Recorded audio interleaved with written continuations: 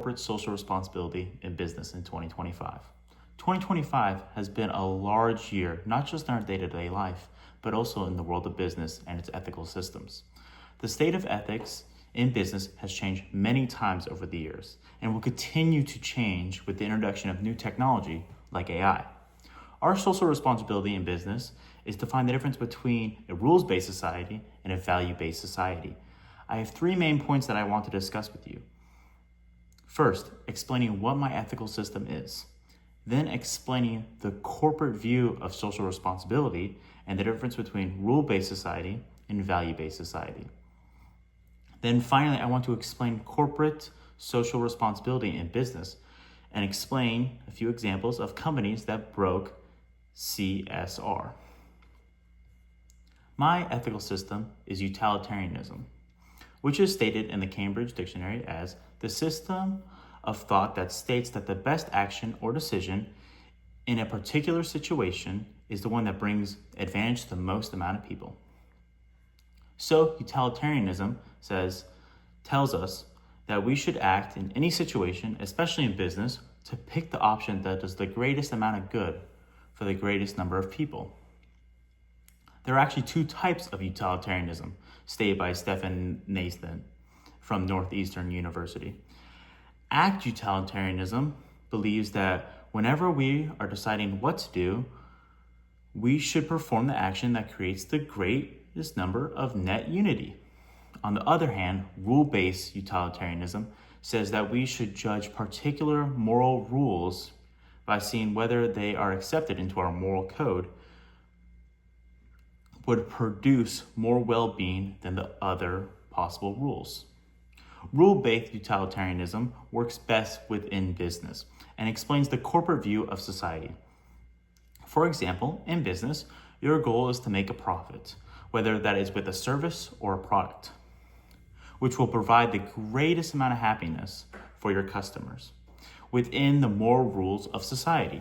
Those rules are mostly served out by the SEC, which mission, as stated through their website, is to protect investors, maintain fair, orderly, and effective markets, and facilitate capital formation.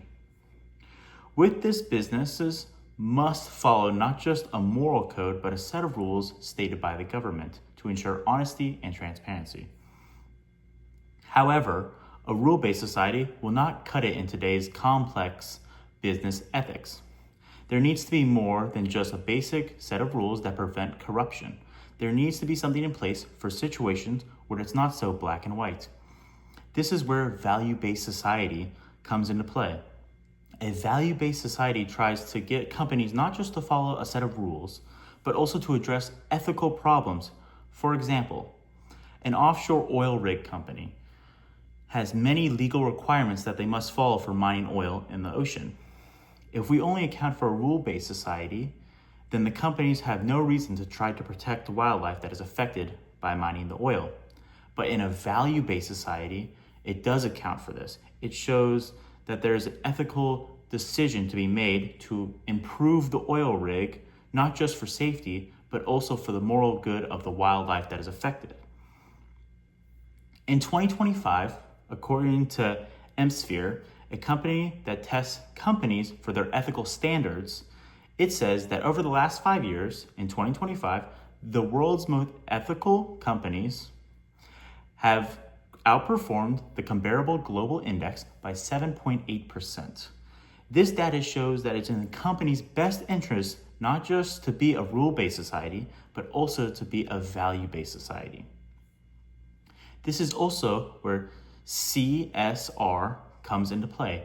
As stated by Harvard Business School, CSR is traditionally broken down into 4 categories: environmental, philanthropy, ethical, and economical responsibilities.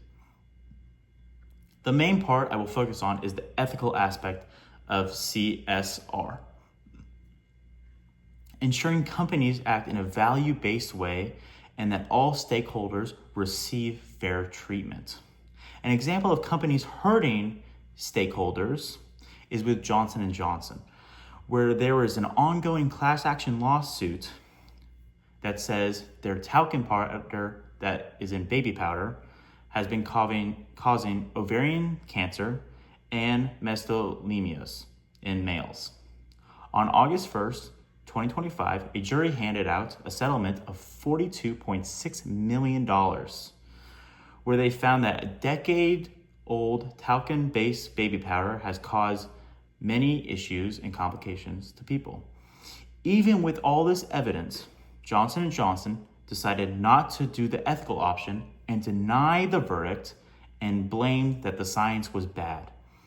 This is just one of the many examples of companies that choose not to use a value-based approach like CRS, which ended up costing them millions and millions of dollars as a result. In conclusion, the state of ethics in the corporate world of 2025 shows that many companies can no longer rely solely on a rule-based society, but they must also include a value-based ethical system to succeed in business in 2025.